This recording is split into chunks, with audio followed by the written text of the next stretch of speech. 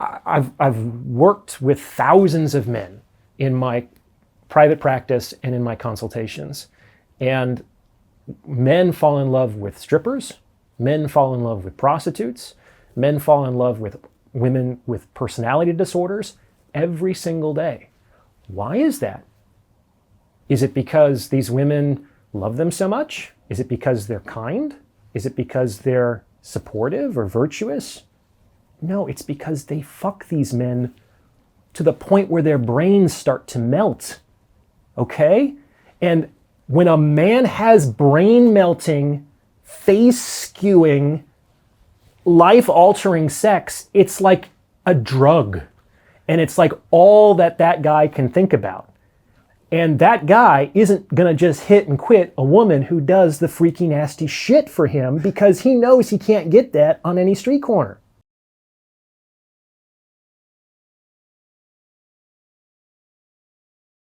I think the question all men want to know, it's a very basic one, is what do women want? It's a very heavy one. There's a lot to it, right? There is a lot to that. That was the greatest mystery to Freud and the fathers of psychology. The true and unsatisfying answer is women want what they want. And the secondary to that is women want what other women want. Often women want what other women want more than they want what's best for themselves. This has to do with the fact that both men and women are playing two different games simultaneously. Both sexes are playing their own intrasexual status games, and they're also playing intersexual power games. And it's very difficult for a man to win both of those games or a woman to win both of those games simultaneously. For instance, a man could potentially simp powerfully for a woman and be at her beck and call and yes dear, sweetheart, and buy her flowers and roses, and that might work in the short term to attract a woman into a relationship. But that man isn't going to be elevated in status within his own intrasexual hierarchy. So other men aren't really going to look at that behavior admiringly, and that's going to be potentially a liability for that person. By the same token, a lot of modern women are in this trap where some of the behavior that might work to get them the kind of relationship they want from the men they want to have that relationship with is frowned upon by their fellow woman. It's basically the equivalent of simping in men. And the equivalent of simping in men for women is anything that has to do with, let's say, traditional reactionary feminine behavior. That I am going to be submissive for a man, that I am going to wait for him. That's how it used to be, where a woman, I mean, what was that in the Odyssey, where Penelope waited for 20 years for Odysseus to come home, and all of the suitors of Greece had taken over her house, and she still refused to believe that Odysseus was dead? I mean, that's a model for feminine loyalty that, I mean, it's a myth, but it's something that you don't see so often anymore. The idea that I'm going to serve a man or make his life easier or do any kind of domestic help, all of these things would be seen as almost a betrayal of her gender at this point. And so even though those behaviors might instrumentally help her get the kind of relationship she wants with the man she wants to have that relationship with, it would come at the cost of, let's say, the respect of the women that she's competing against in her own intersexual status games. So this is kind of how we get into our own ways these days. All right, and you have a YouTube channel called Psych Hacks, which is, I believe, is going to be it's going to be the hottest YouTube channel in the world. I think it's just the most fascinating thing I've ever seen on YouTube. One of your talks is on how is it titled? A woman can get any man she wants. How to get any man you want. Yes, Yeah. and it's geared towards women. And there are three steps to that, right? Mm-hmm. Talk to me about that. Sure. First of all, I'll go a little bit more what I say in those 3 videos because this is important. There are 2 general approaches to dating, and I call them hunting and fishing. Hunting is where you can target a very specific person for a potential relationship and, pursue that one person. Fishing is more or less you cast a wide net and you develop optionality and you choose the best option that also has already chosen you. And I think it's actually in most women's best interests to hunt. Women can hunt in the dating market much better than men can. This is due to the fact that there is an enormous asymmetry between men and women's openness to a sexual relationship. I'm going to take a little bit detour. I'm going to get back to your question. One of my all-time favorite psychological studies took place on a college campus a few decades ago. And the researchers were trying to examine men and women's differential attitudes towards casual sex. And what they did is they got an attractive young college man and an attractive young college woman, and they basically memorized the same script and went up to members of the opposite sex on campus. And the script was basically like, hey, I've seen you around school. I think you're very attractive. Would you like to come to bed with me? Something like that. Women are always saying, I want an honest guy. I want a guy to tell me what his true intentions are. This is about as honest and true as a guy can get. How many women do you think responded yes to that overture? Oh, they're all going to say no. 100%. 100% of the women approached, that's a 0% success rate, said they were not interested. In fact, many of them got offended and angry at the supposition. And what happened with the women? When the women approached men, 75% said yes. Only 75. Well, that's probably because the other 25% were looking for where the hidden camera was, because this was such a strange and unusual circumstance. They knew that something was up about this. And so they probably, their spidey sense was tingling. And so they holstered it and they did the socially acceptable response. That's my interpretation anyway. So the fact of the matter is that most women could just go up to a guy and offer to initiate a sexual relationship, and she is overwhelmingly likely to get a positive response. Now, women generally respond, well, Orion, that's just sex. I don't want to just have a sexual relationship with a guy. I want to have an emotional relationship. I want to have a committed relationship. And I say, okay, that's fine. But how else are you going to get the foot in the door? It's like, you have to understand, women, that sex is like the Trojan horse that gets you into the gates of the city. That's what allows men to open up and let you in. Now, if they let you in and then they just kick you out, well, that was a blown opportunity. Like, once you're in, there are things that you can and should do to stay there. But you can't do those things until he lets you in. And the way to be let in to the gates of the city is to provide a sexual opportunity. And most men are willing to have sex with most women, whereas the converse is certainly not true. That's why women can hunt. And that's why women should hunt. They should target specific men. They should do their research. They should try to do as much stalking, broadly defined on their target as possible. They need to know, who is this guy? What is he like? What is he not like? What are his foibles? What's his reputation like? The more information that she has, the more that she can bait her hook with for that particular man. And of course, the most succulent, juicy bait is a sexual opportunity, okay? So once a woman has decided that this is the man that she would like to target for a relationship, there's a few things that she has to do. One is she needs to make it clear that she is open to a sexual relationship, that she is not going to put up much resistance at all. There's a kind of an art to this. If a woman just kind of goes up to a guy and says, I'm yours, that's going to be kind of unusual, and it's going to make the guy potentially standoffish. So women have to like put themselves in front of the guy, just like in olden days, where they would kind of drop the handkerchief and bend over, and the guy would be like, my lucky day, you know? We often think of men initiating, but often women initiate the initiation. You understand? And if a woman is just waiting for a guy to do that, and she's not initiating the initiation, I don't have a lot of sympathy, because she's sitting on this incredible gender-specific success rate that has to do with initiation, okay? So a woman needs to make it clear that she is open to a sexual relationship with a guy, because that's the Trojan horse to get into the city.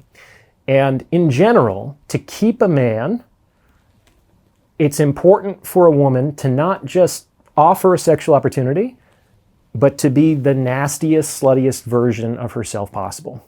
And there's a number of good reasons for why this is true. First of all, and foremost, men, whether or not it's true, but it's mostly true, men gauge a woman's interest and attraction in him by what she is willing to do with him sexually. It's been very well documented, and I think all men understand this on like a gut level, that women will do more things faster in the bedroom with men that they like and they're attracted to than with men that they are not. And so when a woman is the nastiest, sluttiest version of herself possible, what she's functionally communicating with her behavior, which is the only thing that really matters, not with her words, but with her actions, that you are the most desirable man I've ever met. And I am willing to break the rules for you that I strongly rigidly enforce with all other men. And that's going to play to a man's ego, which is a trap for men, but women should absolutely use that to their advantage whenever possible. I mean, all's fair in love and war, right? That's going to make the man feel like he's a king of the boudoir. He's going to feel like, and it's going to put him in his masculine. All good things, because when a man is put into his masculine and he feels that there is a beautiful woman who is sexually submissive to him, it triggers his instinct to protect and to provide. Which, how does that not redound to the woman's benefit? You know what I'm saying? It's actually a very easy con on the part of the women. I don't know a guy that wouldn't fall for that. It's very hard to do, man. So by being the nastiest, sluttiest version of yourself possible, women are communicating that I'm willing to break the rules for you because I'm putting you above all other men, which is going to stimulate his ego and put him into that position. Now, that's also going to keep him coming back. You have to understand that one of my very first episodes years ago was everyone is unique and everyone is replaceable. Both of those things are true. That's one of the paradoxes of being alive. You are a unique individual. No one like you has ever existed before and will never exist again. But once you're gone, people will be making interviews like this. And once I'm gone, people will be sitting here answering questions like this. And that's how the whole game continues forever. And thank God for that, or else everything would come crumbling down on some level. So bad for the individual, but good for society and the perpetuation of the game. Let's put it that way. So if a woman simply provides a run-of-the-mill sexual opportunity, that's very easy to replace.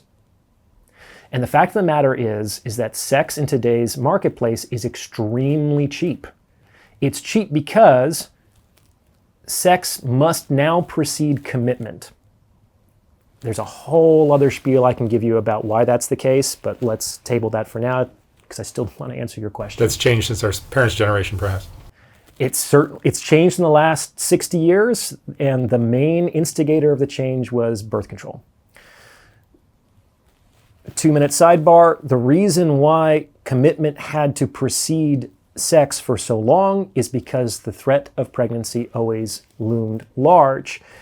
And in that day, it was extremely difficult, if not impossible, for a woman to earn her own money and to survive in society without the protection or provision of a man or a governmental program that served as its surrogate. And all of those things have changed. The reason why commitment was required before sex was because the stakes of a woman becoming pregnant outside of marriage were extremely high. And it was upheld socially because if that man couldn't be persuaded or coerced to commit, then that single unwed mother and her children would have become society's problem. So all of these things have changed. Women can and do earn their own money. There are all kinds of governmental programs to subsidize single mothers. Men, whether they commit to this arrangement or not, are legally required to give women child support for the children that they sire, in some cases even for the children that they don't. So the circumstances for requiring commitment prior to sex have shifted. And once a few women started to be okay with a sexual relationship prior to an exclusive commitment or marriage, once a critical mass was reached, then functionally all other women had to do the same in order to remain competitive within the sexual marketplace.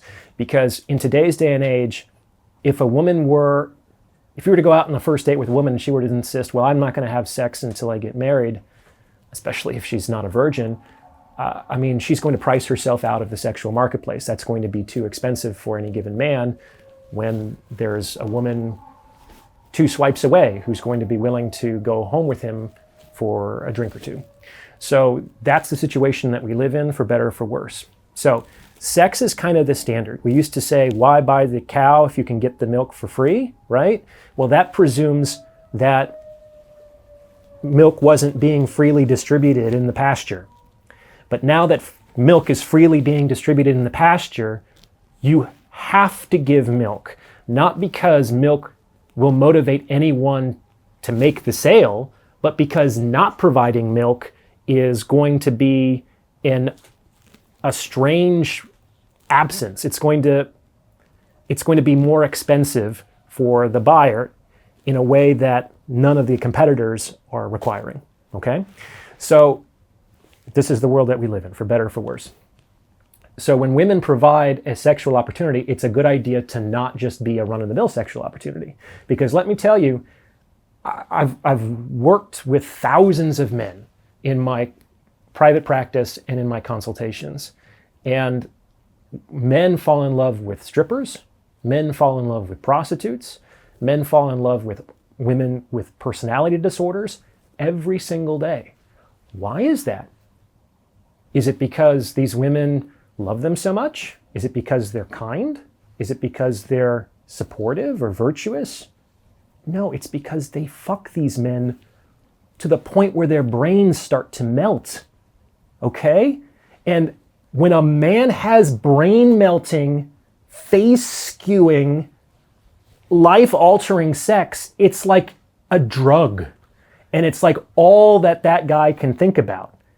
And that guy isn't going to just hit and quit a woman who does the freaky nasty shit for him because he knows he can't get that on any street corner. That's the second time I've laughed in 8,000 interviews. The first time was last week. So, does this make sense to you? It makes perfect sense. Okay. So, they used to say that the way to a man's heart is through his stomach. It's actually just a few inches lower. And there's no reason why... all these are like behaviors. There's no reason why a non-stripper / prostitute / borderline couldn't learn to do some of the things in the bedroom that these women tend to do and to get men obsessed with them, okay? So once you target a man and you provide the sexual opportunity and you're the nastiest, sluttiest version of yourself, then you have an in. Like you're within the city and you're not going to be kicked out anytime soon. You're not going to be pumped and dumped if you're an amazing, over-the-top sexual experience, okay? It's very, very important. And you don't want to do this with everybody because that just is a race to the bottom too, because it becomes harder and harder to be the nastiest, sluttiest version of yourself if you're that with every single guy. That's why you have to do your homework and you want to hunt and you want to target specific men. Be selective. It's important to be very selective as a woman, because men have all a very understandable, but from a woman's perspective, extremely frustrating double standard with respect to female chastity. Chastity is something that they would highly prize in a wife and don't want to see anything in a casual lover. But the fact of the matter is that the pathway to become a wife for the vast majority of women is through the casual lover route. Most women will see this happening. They'll be with a guy casually for some months, maybe even some years, and then the guy will catch feelings. Usually guys, it takes a little bit longer for them to catch feelings. And then they'll start to ask questions. How many guys you been with? What's your family like? Patrice O'Neal had this great joke once where his girlfriend had been with him for 7 years and he had been with her for 4. Like, it took 3 years for him to kind of like see that woman as his girlfriend, And that's when the relationship begins to shift. And that's when the guy starts to become a little bit more possessive, potentially. Don't go out to the club, or why are you dressed like that? They're not going to act like that on the first date. They're just looking to smash, right? So the fact of the matter is, most men don't show up on first dates thinking, oh, please, Jesus Alabuddha, make this the last date I ever have to go on. I'm ready for the one. I'm ready for my wife. I want to settle down today. They're thinking, I hope she mostly looks like her pictures and she lets me smash. That's what most guys are thinking. So to get, and a lot of women, when they show up to their first date, they're not thinking, I sure hope this guy just buys me a couple drinks, uses me sexually, and never calls me again. And yet that can happen, right? So it's like most women don't show up on a date thinking or expecting that they're going to go back to a guy's house and have sex. And yet that happens all the time, right? Why? Because that guy had a plan, that guy had some game, and that guy was moving the interaction in the direction of that kind of relationship. The same thing happens for the committed relationships that women want. They don't just happen. They happen because a woman had a plan, she had some game, and she was guiding the relationship in the direction of that kind of encounter. Very few guys are going to give that voluntarily, just like very few women are just handing out sex to guys just because they want it, right? Wanting is free. It costs nothing to want things. My wanting sex from women has never persuaded any single woman to give it to me in my entire life. Why would a woman wanting commitment or marriage or exclusivity or etc., why should that motivate me in and of itself to give that to her? Like, there has to be some back and forth, there has to be some strategy, and there has to be some, the value proposition has to make sense. So to boil down the transaction that's hopefully taking place, the woman is looking for a commitment and a better lifestyle, and the man is looking for an attractive sexual partner. Most guys don't get beyond that. That's right. They're like, I just thought I wanted to have sex. That's why I called you up. You looked hot. And eventually, hopefully, they develop feelings. Often.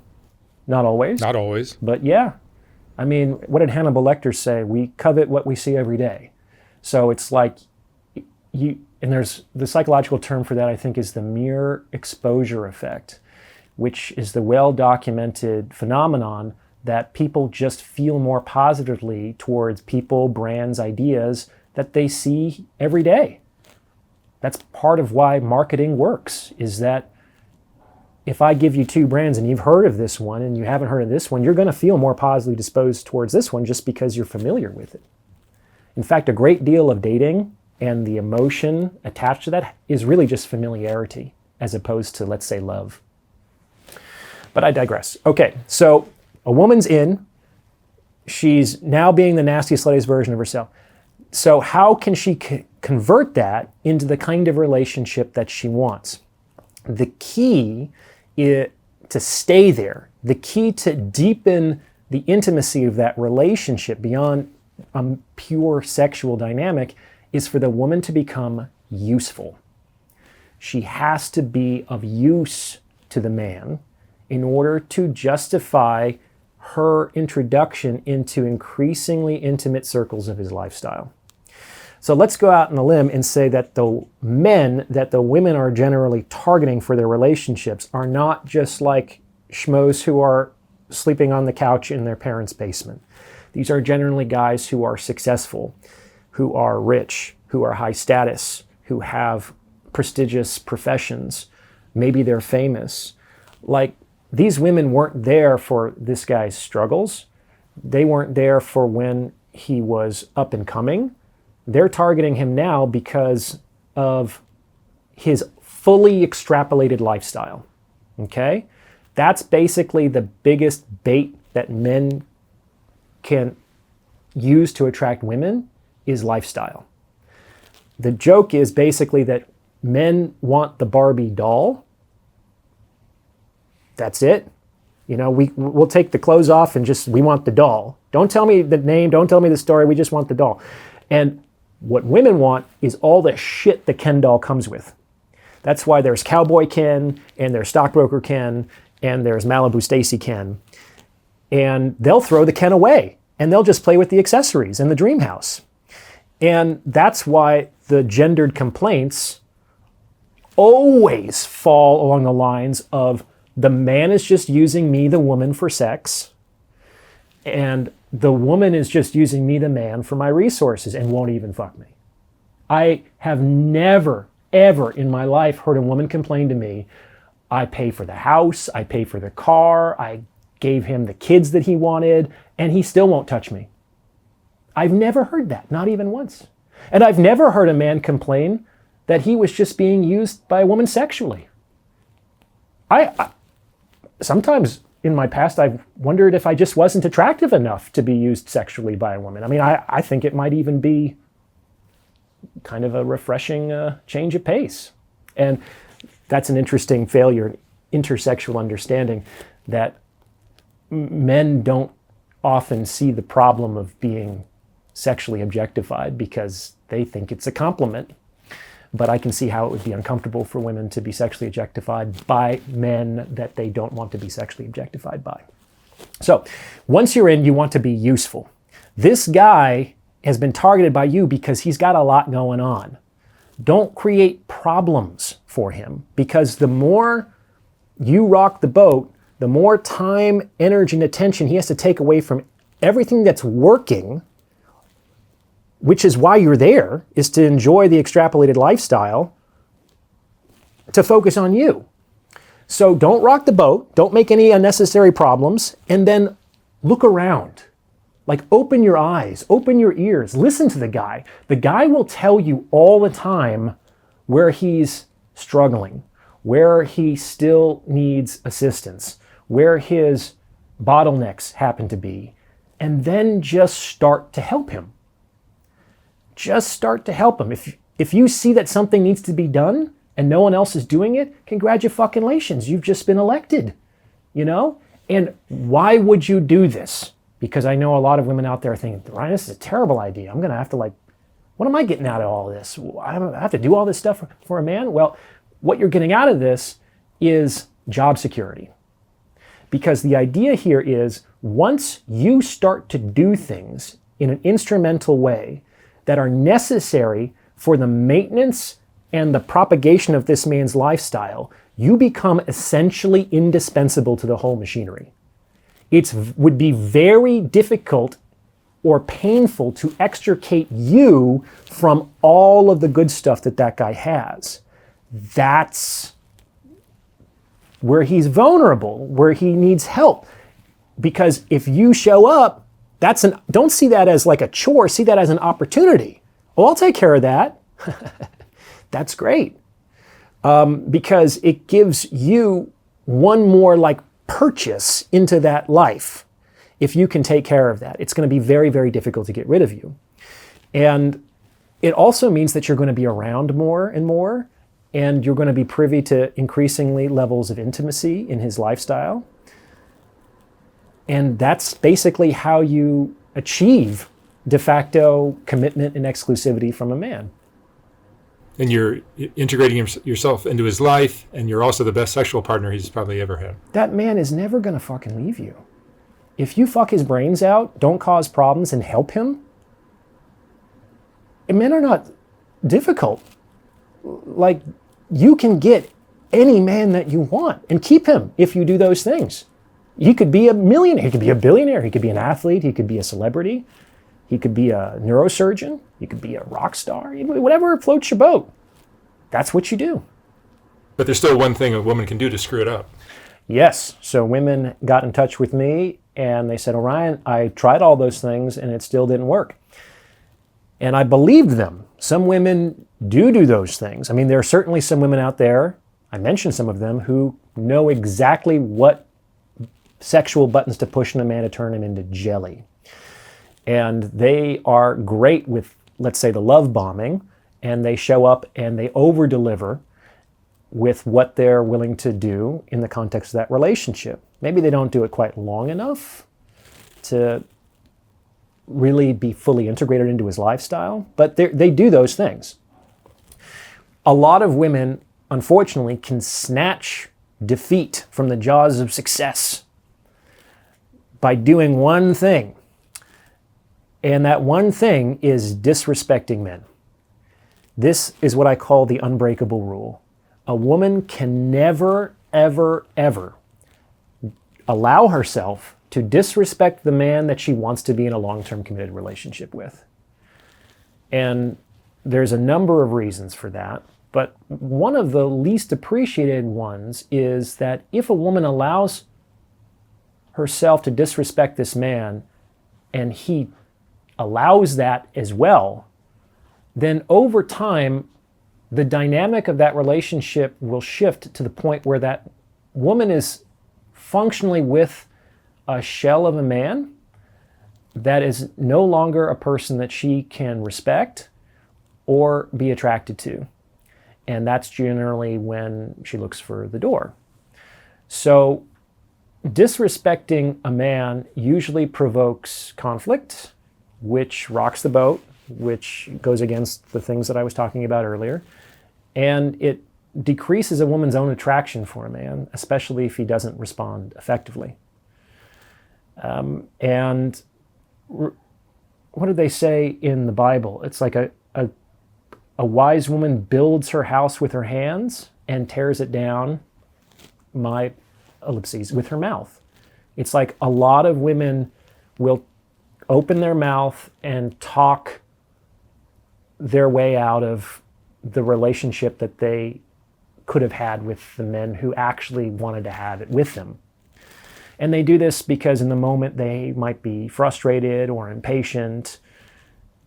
So it's emotional regulation and self-soothing.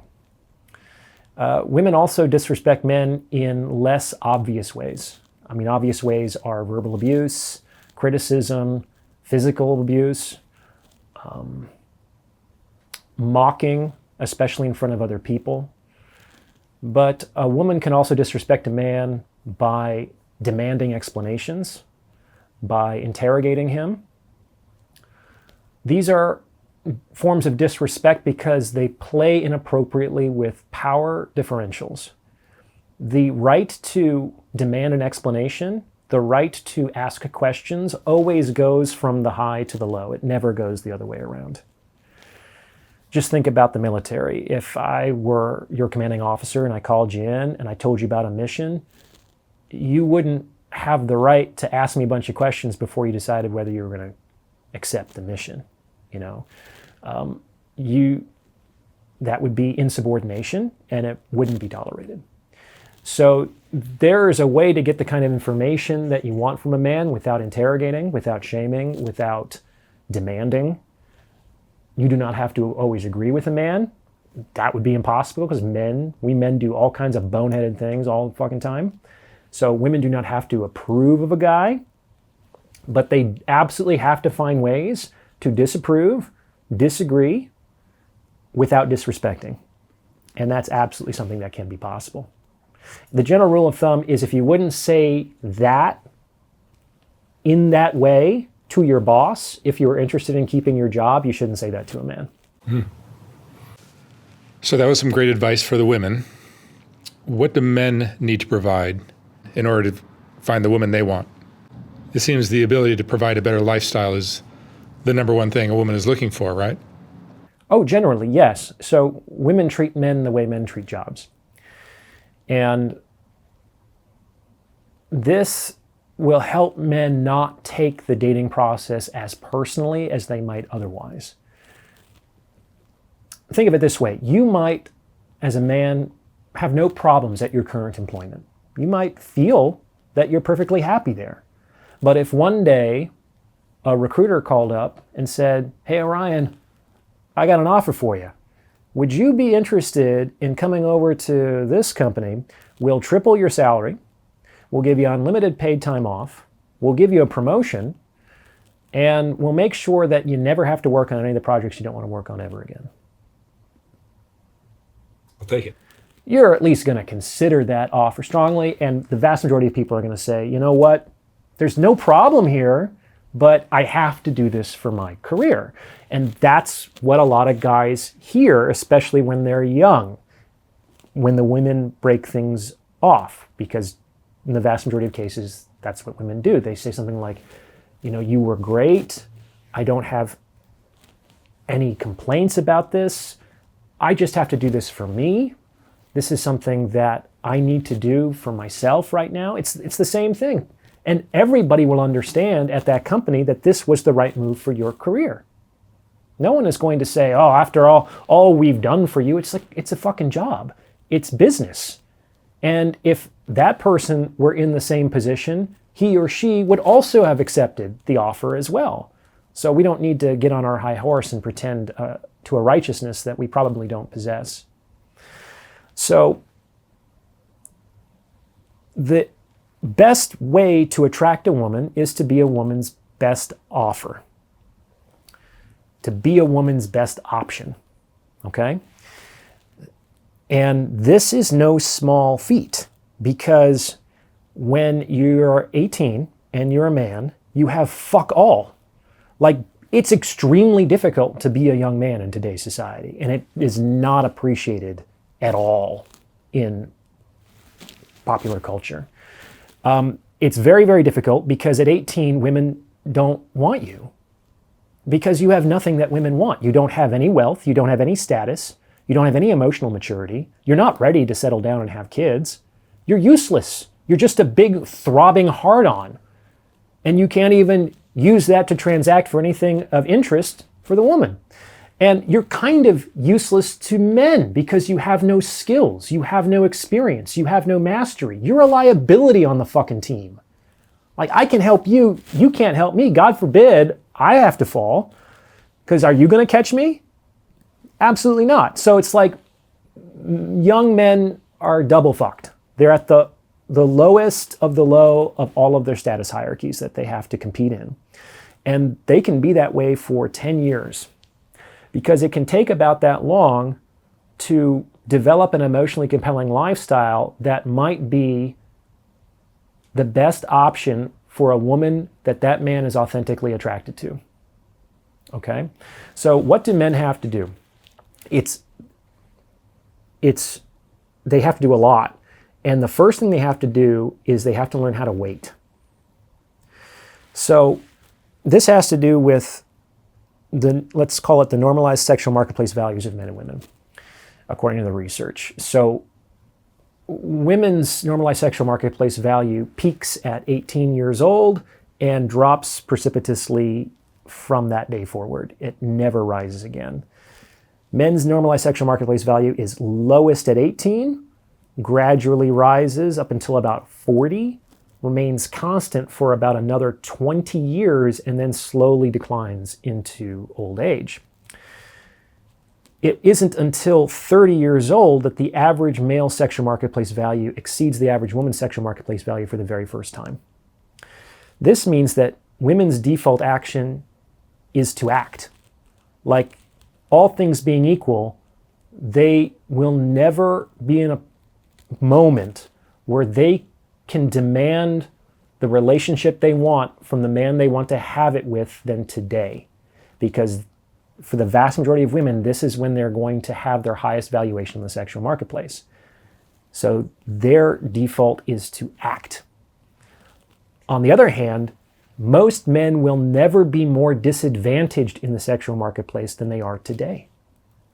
With each passing year, they accumulate more experience, more wealth, more status, more prestige, and these are the things that are instrumentally connected to women's attraction to men.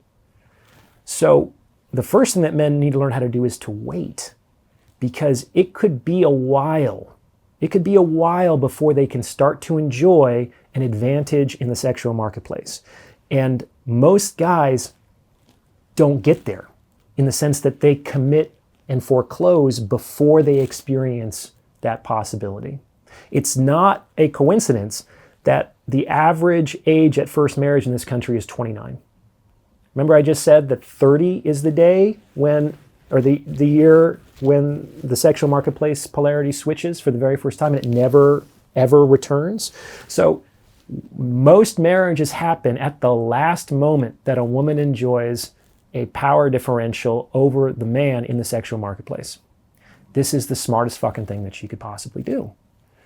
Because if she were to wait another year or two, she might not have been able to get that same commitment even from that same man. Because she will have declined a little bit, and he will have gone, and he'd be like, oh, well, wait a minute. I'm starting to get some options here. I kind of feel attractive. Women are kind of showing themselves that they're interested in me, maybe for the very first time, you know what I'm saying? But most men never get to a place where they are more attractive than most of the women that they're dealing with.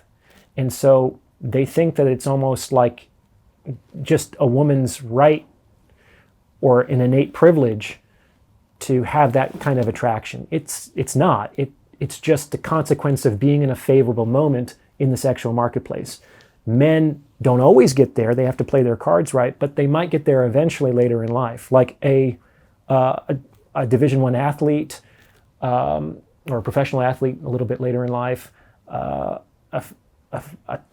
partner at a prestigious law firm, a politician. These guys, they understand that because they've played their cards right, they have incredible optionality with women these days. Okay, so men need to learn how to wait. So what do they have to, but they can't just sit there. So that men have to do three things, really, to become attractive to women. And these are things that I am extrapolating in the context of my metaphor for the sexual marketplace, which is a big dock, like a pier where all the ships moor, right? Is that women are looking for a captain. And there are three things that men have to do to become a captain. They have to build a boat, they have to learn to sail, and they have to plot a course. Build a boat, learn to sail, plot a course. And those three things can take 10 years at least to do. And if it's going to take 10 years, you might as well get started, right? So build a boat is a metaphor for your lifestyle. It's going to take two things to build a boat. Resources, because wood ain't free, and it's going to take knowledge.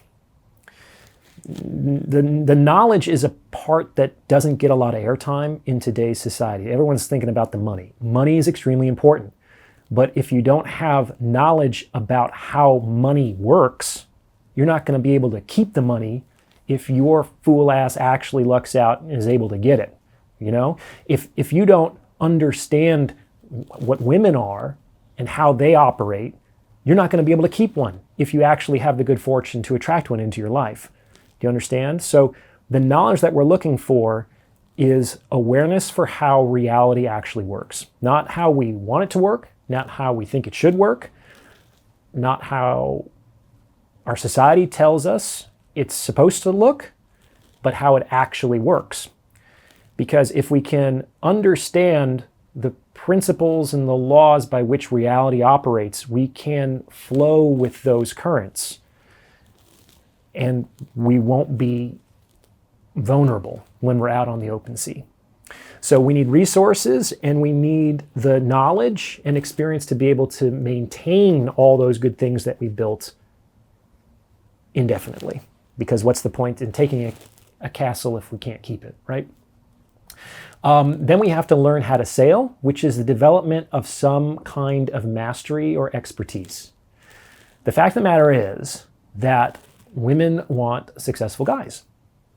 And successful men are not necessarily virtuous men. They're not necessarily good men. They're not necessarily the best men or nice guys. The fact of the matter is that successful men are men that other people want things from. That's it. Successful men are successful to the extent that lots of people want things from them. The more people want things from you, the more successful you are as a man. If nobody wants anything from you, no one will give you the fucking time of day if you're a guy. That's just how it is.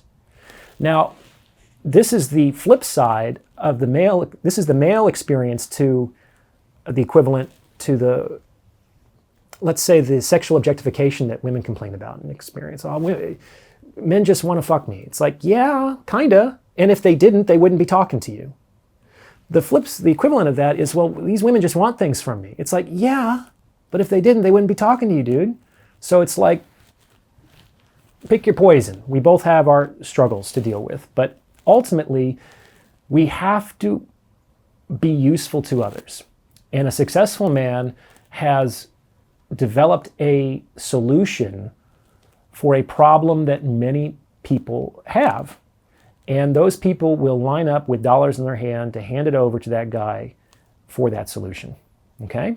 So this could be anything from being a successful community plumber to being a startup entrepreneur with the next app that's going to solve a social crisis.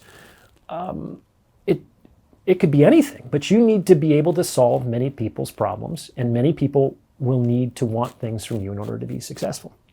That's learning how to sail. And the third component is plotting a course. This is really important, is every man needs to have an overarching mission to his life. This is important because when we're out in the open sea, it's where there are no features on land, it's very easy to get lost. And how did the navigators of old traverse the wastes? By looking at the stars, because the stars relative to the Earth move in very fixed patterns. We also will be blown off course by currents and weather. And if we don't have a star to sail by, it's going to be very difficult to get ourselves back on course. And we can't get ourselves back on course if we never had a course to begin with. So the overarching mission to a man's life also prevents him from doing stupid things with respect to women, like making women the center of his life. The fastest way to lose a woman is to make her the center of your life. Because women want a guy who's on his shit. They want a guy with ambition, with drive, with purpose. They don't want to be that ambition, drive, or purpose. They want to be next to the guy with those things and to enjoy the fruits of all of that ambition, drive, and purpose. But if the woman becomes the ambition, drive, and purpose, then functionally the whole operation begins to fall apart. And this also helps a guy to resist the urge to appease in moments of crisis with a woman, because it can very much happen in the course of a relationship where an unhappy woman might make certain unreasonable demands of a man. Either you work too much, you spend too much time at work, so either you need to spend more time at home or I'm walking, for instance. Well, of course, him working so much is part of the reason why she was attracted to him to begin with. Him working so much is what got him the money and the houses and the reputation that made it likely that she chose him over all her other options. She doesn't say when she goes out to dinner or on vacations or when she drives her car that it's too bad that the guy works so much. And if this man in that moment were to cater to that woman's demand, and he were to lose both his professional reputation and success and the relationship, he would deserve it. That would be his foible. And that's where men are mostly weak, is a lot of guys find it very difficult to stand up to a woman's negative emotionality, whether it's their anger and their upsetness, or their tears, or their guilt tripping, or they're shaming. All men, it seems, have an emotional thumbscrew. There's like one emotion, for whatever reason, is particularly difficult for them to bear. And if a woman sticks around you long enough, she's going to figure out what that emotion is. And if she twists the screw on that particular emotion, and you bend, and you appease, and you change as a consequence of attempting to avoid that temporary pain and discomfort of coming into contact with that unpreferred emotion, what you will do is create a monster in your relationship, because you'd be training this woman unconsciously to know that whenever she really needed to get what she wanted, all she had to do was hurt you in this way. And she loses respect. She loses respect, and the guy feels even less appreciated as well, because she often doesn't even want the thing that she's demanding in that moment. So it's just not a bad, it's a very bad idea. Let's put it that way. So that's what men have to do to attract a woman. They have to build a ship, which is to develop an extrapolated, interesting, emotionally compelling lifestyle. They have to learn to sail, which is they have to develop expertise and skills that are of use to other people. And they have to plot a course. They need to have an overarching mission to their life, something that is more important to them than, I guess, anything else, really. It has to be more important than anything else. If it's not, then a woman will figure out what that other thing will be, and that will be your downfall. That will be your downfall. So you've told us what women can do to get the man they want, and you've told us what men could do to get the women they want. But there's more to it, isn't there? Of course. The game. Oh yeah, the game is infinite. I can be a wealthy, handsome man with a great future, sitting at a bar on Saturday night, and nothing's going to happen for me, right?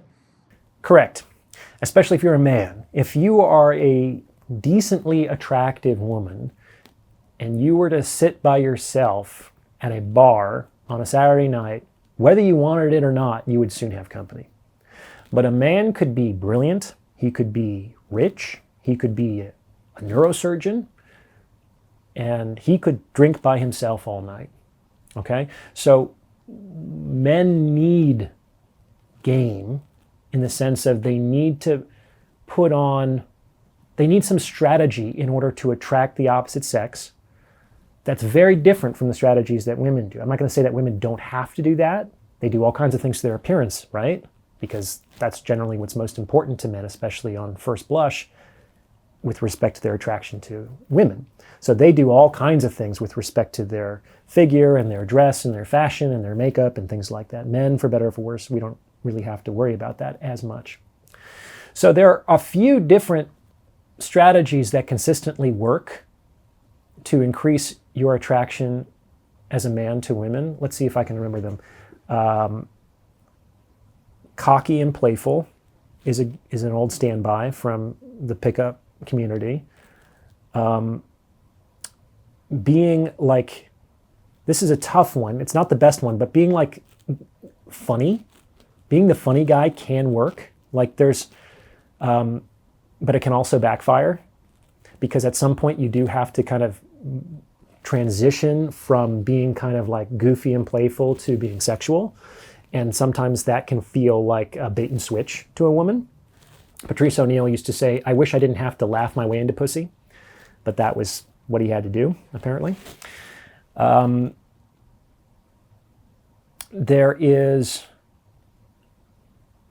also like low activation game, which is just sort of like confidence and not giving a woman much energy.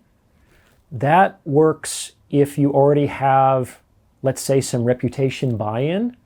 If you have a table in the VIP bottle section of a club, for instance, you already have some social validation that you have the money to spend on that. So you don't necessarily have to work as hard to attract attention to yourself, because like you did that passively with respect to your structure. And so you can actually kind of be a little bit more aloof and withdrawn, which makes you potentially seem even more attractive in that moment, right? But the essence of game is to stimulate an emotional reaction in a woman. That is the easiest way to seduce a woman, is to stimulate an emotional response in her. And it doesn't even really matter what the emotion is. It doesn't even have to be a positive emotion. I mean, that's why negging works on some level. Which is disrespecting. It's a teasing, playful disrespecting, yes. It's sort of like treating a girl like your bratty little sister. So it shouldn't be anyway, a real cold-hearted, harsh disrespect. It should be playful. The idea here is that I'm so confident in your presence that I can kind of toy with your beauty that I know will dazzle and stun and petrify other men. It has no effect on me. Confidence goes a long way. Confidence is amazing. So one of the things that a lot of guys don't understand, so I've had a few different careers in my life so far. I used to be an actor. And when I was an actor as a young man, it was easier for me to get laid than when I was a rich, successful doctor. It's changed a little bit now that I'm somewhat famous, but until I started the YouTube channel and it blew up, it was much, much harder for me to get laid as a successful entrepreneur, doctor, than being a broke theater actor in New York City. And this is baffling to guys, but the fact of the matter is that you do not need money to get laid. You might need money if you want to get married, but you definitely don't need money to get laid. And a lot of guys, and it's a kind of a function of their male rational mindset. They listen to talks online or they buy programs and what do women want? And they say, okay, women want abs, women want tall guys, women want rich guys. And they think, okay, well, some of those things I can do, some of those things I can't do. So, but it's like, okay, I'll get the abs, check. I'll get the money, check. And so now all I have to do is go up in front of a woman and say, in so many ways, and just let her know, hey, I am a rich guy with abs, and they're supposed to just like line up to fuck them. And let me tell you that that's not how it works. So I call those things attraction proxies. Guys really want women to become attracted to them. They hear that these things are what women in general want, and so they say, well, I'll just get those things, and then the attraction will be taken care of. And that's not true. I do consultations all the time with guys who have super yachts down in Miami, who fly private jets, and who cannot get fucking laid because they have no experience picking women up. They don't know how to talk to beautiful women in particular. They don't have any problems with the ones they're not attracted to generally, but obviously that's not the ones that they want. The way to get laid is to learn how to seduce a woman. That's it. Like, you don't need abs. You don't need money. What you need is seduction technique. And the core of seduction is the ability to stimulate an emotional response in somebody else and to guide them through an emotional journey that ultimately culminates in a sexual experience that you've more or less curated for that person. There's a saying that goes, a man wants a good girl who's only bad with him, and a woman wants a bad boy who's only good to her. That's great, yeah. I heard that one about a year ago. It resonated with me, it's true. Why do women love assholes? Why do women love assholes?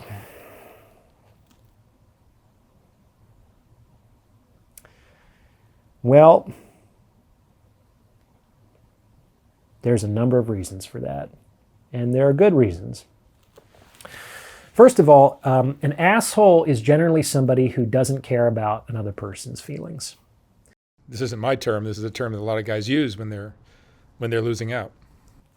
I hear it. We can use that term, assholes. I got no problem with asshole. But let's break that down. Like, why assholes do get laid a lot. They certainly get laid over the nice guys. So what are assholes doing, or how are they being with women that is allowing them to have and enjoy greater success than the nice guys out there? Well, like I said, one of the first things about assholes is they don't care how other people feel. And what did I just say a few minutes ago is like the Achilles heel for most men is the negative expressed emotion of women. I'm upset with you. I'm angry with you. They start to cry. It's like, on some level, a nice guy will be too empathetic, will say, oh, I'm uncomfortable with this woman's distress. I am going to change myself. I'm going to change the situation. I'm going to change the relationship. I will change reality itself if I can to get this woman to stop crying or to get this woman to stop being angry with me, without necessarily considering whether or not this woman has a fucking point, whether her tears are justified, whether her anger is justified. Like, for better or for worse, men and women can get angry inappropriately. Maybe she's doing it just to see how spineless you are. It's possible. I mean, we call those shit tests, right? And a lot of what happens in testing is unconscious. I think that there are some conscious, intentional tests that women will do towards men, but I think personally and professionally, the majority of testing occurs below the threshold of awareness for women. So an asshole isn't vulnerable to those displays because on some level he doesn't give a shit. He says, sweetheart, if you want to be upset with me, that's fine. That's your right. Why do I need you to be upset or to be not upset? You're a full-grown adult. Like, if you want to be angry, if you want to be out of sorts, if you want to be despondent and sulky, hey, no skin off my back. I don't have to feel those feelings. I felt them. I know they're not pleasant. That's why I prefer not to experience them. But for whatever reason you want to feel that way, knock yourself out, sweetheart. I'm not going to stand in the way of you and your feelings. And let me tell you, to the extent that those feelings were instrumentally attempting to change that man's behavior, if a man responds that way, that emotion will disappear very quickly because it doesn't work. Most people don't persist in strategies that don't work. If someone persists in a strategy, it's because it at least partly works. The word dysfunction is mostly the word function. Dysfunction is mostly functional in that it gets what it wants. That's why it exists. So if you want to look at any dysfunctional behavior, you have to understand that at least for a very long time, and at least partly, it has succeeded in getting that person what he or she wants. That's why it's persisted through time. That's it. And if you were to change the operant conditioning, like the rewards or punishments as a consequence of that behavior, consistently, thereout, you would very quickly change that behavior. That's the only thing that works. So that's one reason why women like assholes, is because they don't bend in ways that nice guys do that ultimately lead to the disintegration of the relationship and the attraction that she felt for the guy to enter into the relationship to begin with. And this also extends to other people out there. It's sort of like, why does the woman gravitate towards the biggest, scariest guy in the room often? Because he's the safest one. Now you might think, well, he sure doesn't look safe with all of those tattoos and the leather jackets and the kind of like growly stare. Well, he might not be safe to you, another guy, but he's safe to her because she's thinking, if I'm with that guy, no other guy's going to fuck with him. So I want to be with the guy that no other guy is going to fuck with. And assholes, they fight back. They don't just say, oh, sorry, maybe I did something wrong there. Let's work to friends, get along. An asshole will be like, go fuck yourself, man. Why would you do that? And they don't have a problem being disagreeable, and they don't have a problem fighting for what they believe in. Now, some assholes are narcissistic, and what they believe in is just their own misguided self-interest, but not all of them, right? So, but in any case, they are willing to fight for what they believe and what they want, and that's what makes them more safe to women than guys who aren't willing to fight. Assholes also often know that people don't like them, and they've developed a kind of social callus around that, which gives them a social freedom.